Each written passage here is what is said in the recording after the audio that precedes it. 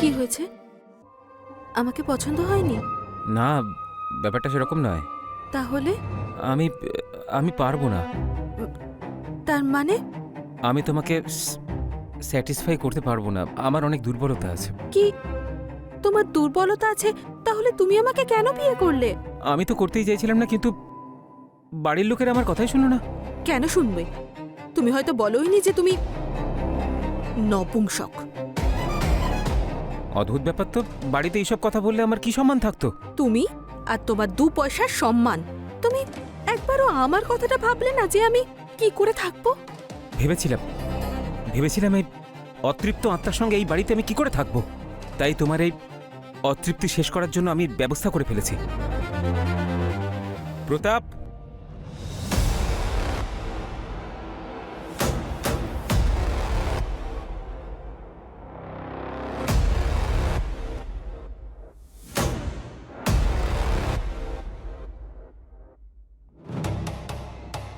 এ হলো আমার বন্ধু প্রতাপ, বিছানার সব থেকে বড় খিলাড়ি। এই খেলায় ওকে আজ পর্যন্ত কেউ হারাতে পারেনি।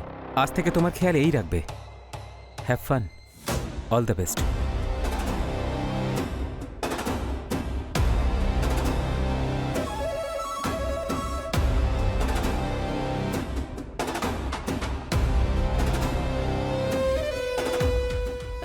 না, দেখুন, আপনি আমাকে ভুল ভাবছেন। আমি ওই ধরনের মেয়ে নই। তো আমিও কোনো খারাপ মানুষ নই, কিন্তু হ্যাঁ, আমি দায়িত্ব খুব ভালো করে পালন করব।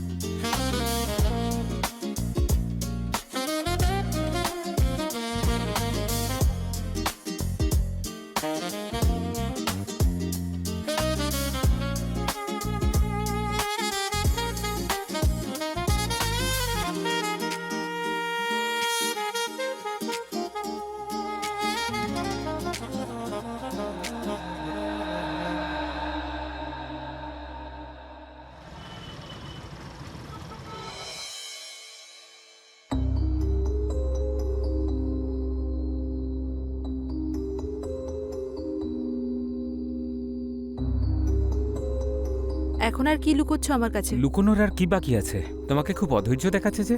প্রতাপ আসেনি সেই জন্য তো? সব বুঝতে পারি আমি। যদি সবই বোঝো তখন জিজ্ঞেস করো কেন? জিজ্ঞেস করছি না, বলছি। প্রতাপ কোথাও বাইরে গেছে, ও আজ সন্ধ্যাতেই আসবে। তুমি তৈরি হয়ে যাও।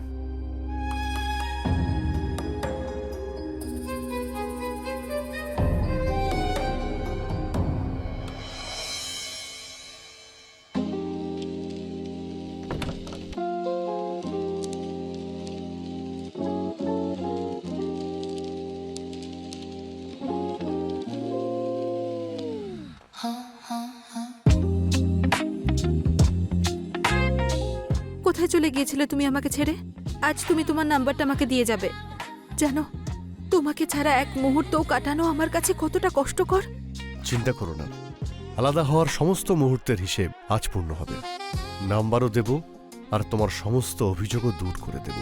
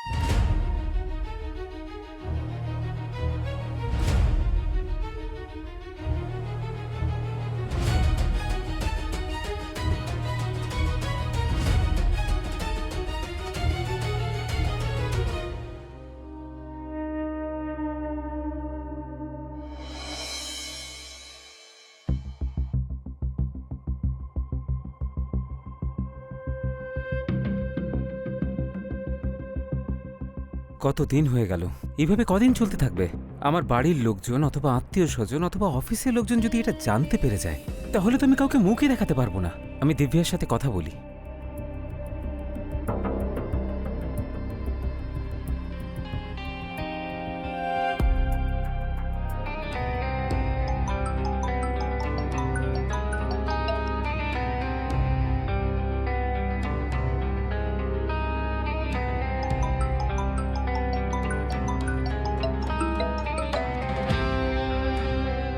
প্রতাপ, কোথায় তুমি? আমি একটু সমস্যায় আছি, তুমি প্লিজ এক্ষুনি বাড়ি এসো, তোমার সঙ্গে কথা আছে। আরে এমন কি হলো আবার? বলো না তুমি কি বলবে। ওফো, আমি আমি তোমাকে ফোনে সব বলতে পারবো না। আরে এমন কি কথা যা তুমি ফোনে বলতে পারবে না? প্রতাপ, আমি আমি প্রেগনেন্ট। প্রেগনেন্ট? হ্যাঁ। আচ্ছা ঠিক আছে, আমি এখন একটু কাজ করছি, রাতে বাড়ি ফিরছি, তারপর কথা বলবো।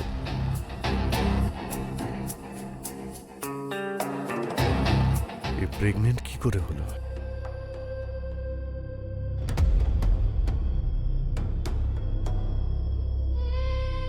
তুমি এত চিন্তিত কেন? ভালোই তো হয়েছে। তাহলে তুমি সব কথা শুনেছো?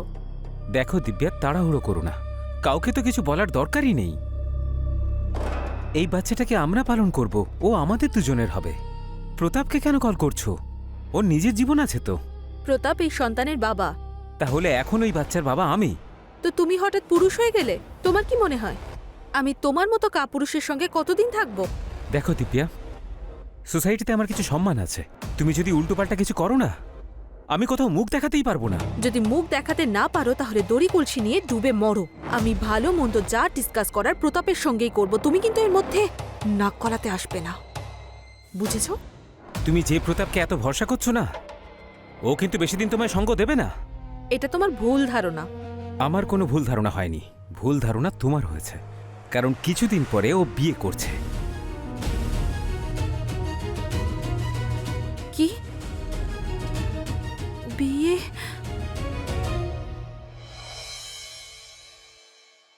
এক্সকিউজ মি, আপনি কে? আমি প্রতাপের সঙ্গে দেখা করব। প্রতাপ স্যার এখন উপরে আছেন, আপনি 2 মিনিট নিচে বসুন, উনি আসছেন।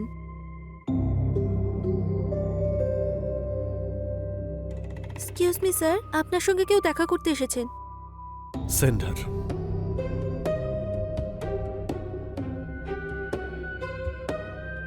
আরে দিব্যা, তুমি এখানে? অভিনন্দন, শুনলাম তুমি নাকি বিয়ে করছো।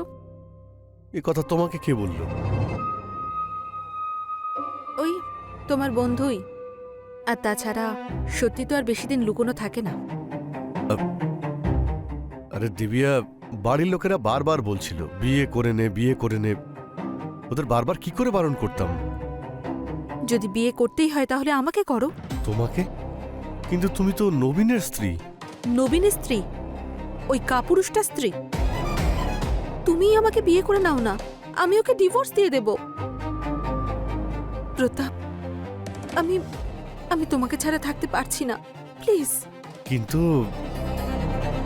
কিন্তু টিন্তু কিছু জানি না। আর এটা ভুলে যেও না, আমার গর্ভে যে সন্তান আছে সে তোমার। এটা কি সত্যি? না, মিথ্যে। আমি নবীনকে দেখে কথাটা বলেছিলাম, যাতে ও আমাদের রাস্তা থেকে সরে যায়। তারপর কি বললো? কি বলবে? 1 নম্বরের অপদার্থ। সেলফ রেসপেক্ট বলে তো কিছুই নেই। বলছিল যে ও প্রতাপের নয়, আমাদের সন্তান আমরাই মানুষ করব। যাকে ছাড়ো এসব।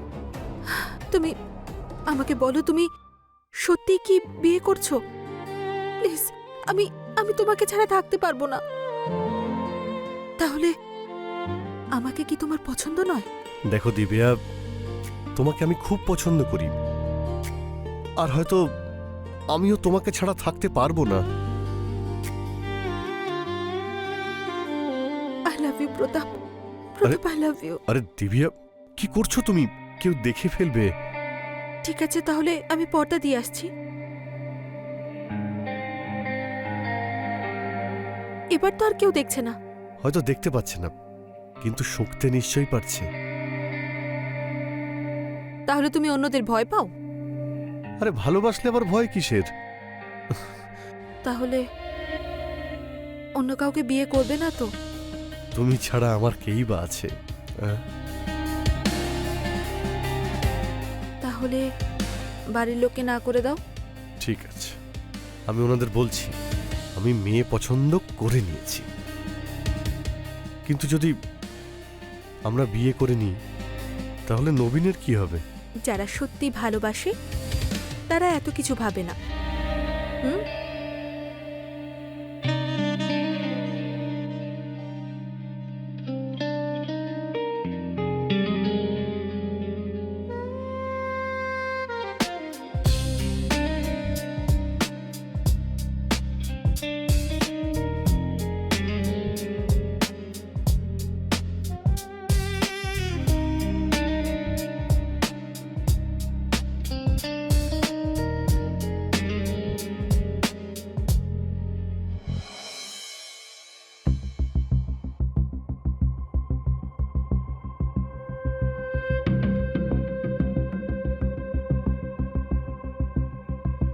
কি হচ্ছে এসব?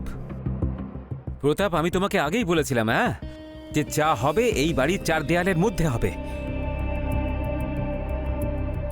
কিন্তু তুমি তো আমার সম্মান নিয়ে ছিনিমিনি খেলছো। নবীন, ওই যে কথায় আছে না, লাভ অ্যান্ড লাস্ট কোনোভাবেই লুকোনো যায় না। আমি দিব্যাকে ভালোবেসে ফেলেছি, আর এমনিতেও ও আমার সন্তানের মা হতে চলেছে। তাই তোমার জন্য এটাই ভালো হবে তুমি আমাদের রাস্তা থেকে সরে যাও।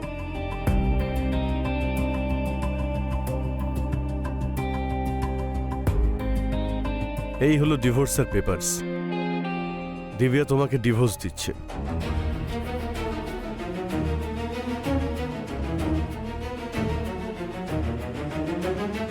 এরকম করো না, আমি তো এমনিতেই মরে যাব তাহলে। আমার পরিবারে এরকম আজ পর্যন্ত কারোর সঙ্গেই হয়নি। লোকে আমাকে নিয়ে ঠাট্টা করবে যে আমি একটা মেয়েকে সামলাতে পারিনি। তোমার সম্মান, তোমার পরিবার আমি কিচ্ছু জানি না। তোমার সঙ্গে থাকতে আমার দম আটকে আসে। সেই জন্য তুমি আমার জীবন থেকে সরে যাও। শুনেছ? চলে যাব, শুধু তোমার থেকে নয়, এই পৃথিবী থেকেই চলে যাব। ভয় পেও না,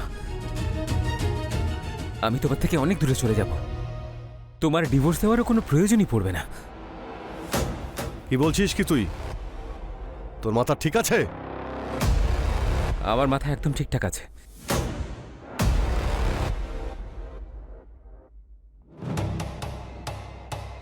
হ্যালো নীলেশ দাদা। হ্যাঁ নবীন, বলো। দিব্যা আমাকে ছেড়ে দিয়েছে দাদা, কারণ আমি ওকে স্যাটিসফাই করতে পারিনি। ও অন্য কাউকে বিয়ে করছে। আমি আর বাঁচতে চাই না দাদা। আমি এই পৃথিবী ছেড়ে চলে যাচ্ছি। যদি সম্ভব হয় আমাকে ক্ষমা করে দিও দাদা। নবীন, এরকম কিছু করতে যেও না। হ্যালো হ্যালো নবীন, হ্যালো।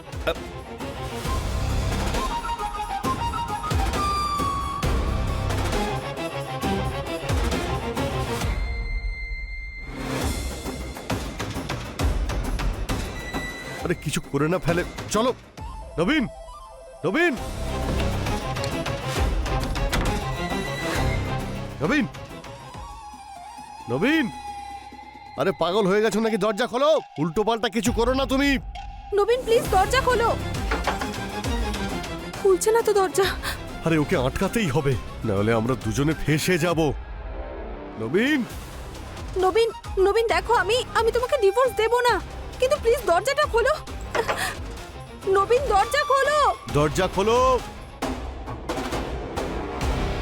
আমার এই পৃথিবীতে আর কাউকেই ভরসা হয় না। খুশি থাকো, আমি চললাম, বাই।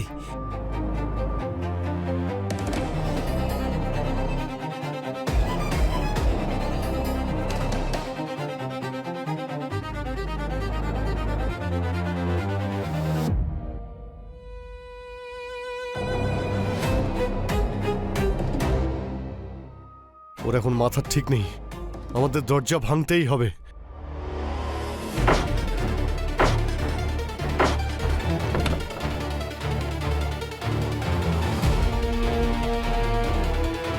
নবীন,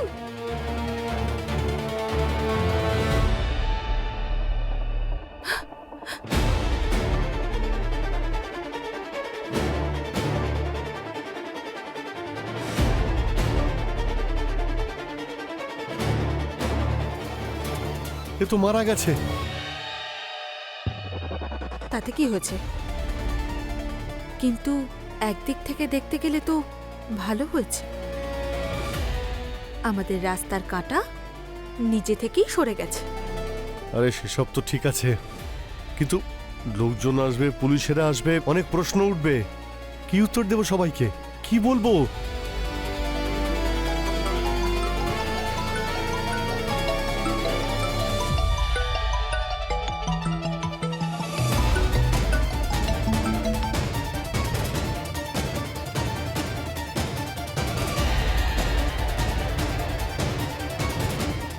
এ নবীনের দাদা, এ এক বড় সমস্যা।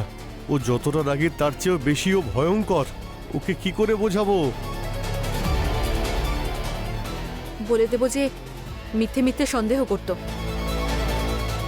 তুমি চিন্তা করো না, আমি এমন অ্যাক্টিং করব যে উনি সবই বিশ্বাস করবেন। সবকিছু ম্যানেজ হয়ে যাবে, ডোন্ট ওয়ারি। আর তাছাড়া যতক্ষণ কারোর প্রাণ না চলে যায়, কেউ মরে না যায়, ততক্ষণ ভালোবাসায় মজা কোথায়? দিব্যা, আমাদের সামনে এখানে ডেড বডি পড়ে আছে আর তুমি এখন রোম্যান্সের কথা বলছো? পুলিশকে ইনফর্ম করে দিলে ওরা লাশ নিয়ে যাবে। কিন্তু কিন্তু এই ধরনের বিভৎস ভয়ঙ্কর রাতে রোম্যান্স করার সুযোগ আর কখনো আসবে না। সেই জন্য ভেবে দেখো।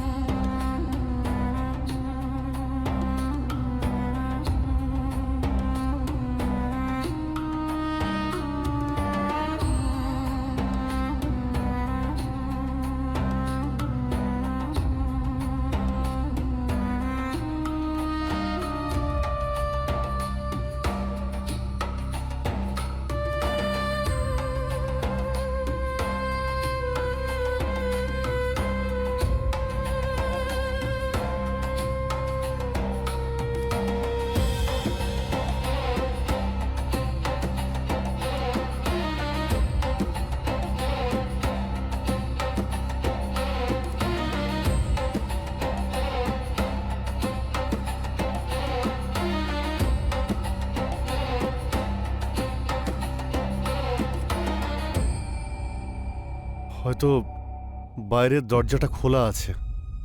কি? যখন আমরা ওর পিছনে দৌড়ে আসি, তাড়াহুড়োতে আমরা দরজাটা খুলেই এসেছি। হ্যাঁ, ভুল হয়ে গেছে। যাও না, দরজাটা বন্ধ করে দিয়ে এসো।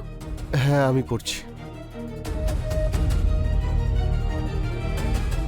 এবার আর দরজা বন্ধ করলে কিচ্ছু হবে না।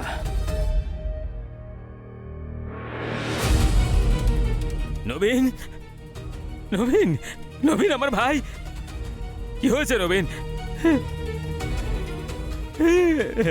নবীন, তুই কেন এরকম করলি নবীন?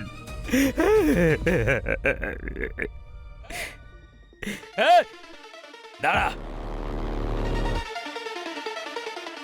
এটা সুইসাইড নয়, মার্ডার। তোরা দুজনেই মেরেছিস আমার ভাইকে। আমরা আমরা কিচ্ছু কিছুই করিনি। করিনি, কিছুই করিনি আমরা। চল ক্ষমা চা, ক্ষমা চা, ক্ষমা চা এক্ষুনি।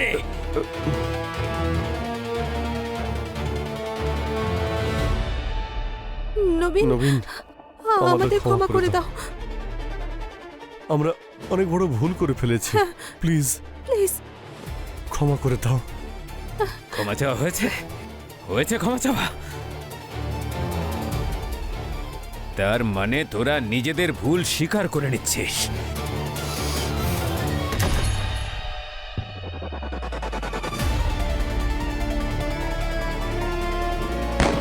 Hello, police station